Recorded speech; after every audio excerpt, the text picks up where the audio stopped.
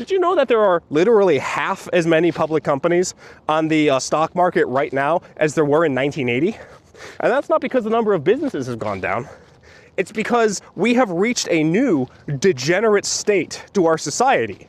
Because the thing about the stock market is there is technically a small amount of equality to it that you can in fact just buy stocks. You could just do that. Except, no you can't. Not really, not anymore.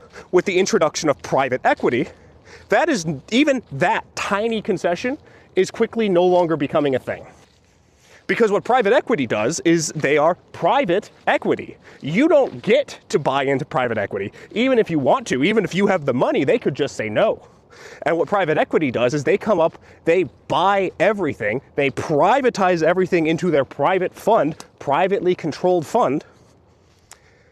And now you don't even have the ability to buy in. So they'll take public companies, buy them up, turn them private, grind them to dust, take all the money they can from it, and then just continue the process again and again and again and again and again.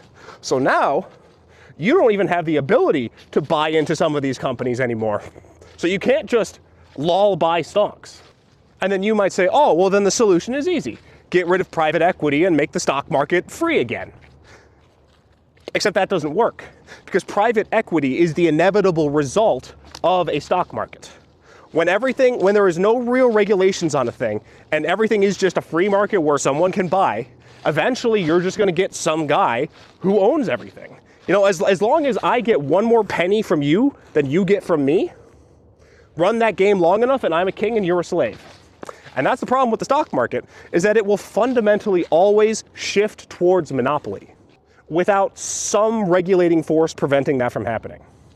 Because the simple fact is private equity is destroying the stock market, but private equity is also the inevitable result of the stock market.